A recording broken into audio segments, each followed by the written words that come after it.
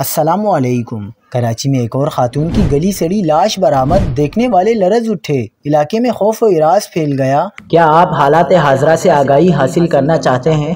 खबर के पीछे छुपे असल हकाइक जानना चाहते हैं? तो अभी सब्सक्राइब कीजिए जिलमिल पाकिस्तान को और साथ ही घंटी के निशान पर क्लिक कर दें।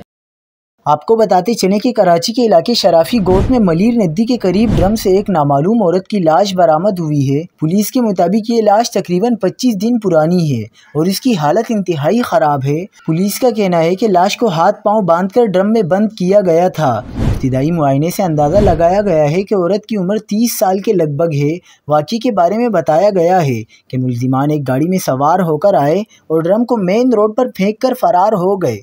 लाश को फौरी तौर पर जिना अस्पताल मुंतकिल किया गया, जहां डॉक्टरों ने बताया कि लाश से शदीद ताफुन उठ रहा है। पुलिस ने केमिकल तजुर्बे के लिए लाश के नमूने हासिल कर लिए हैं ताकि मौत की वजह और वक्त का दुरुस्त तयन किया जा सके। पुलिस हुक्काम के मुताबिक मसाशुदा लाश की शनाख्त नहीं हो सकी और वाक़ई की मज़ीद तहकीकात जारी हैं।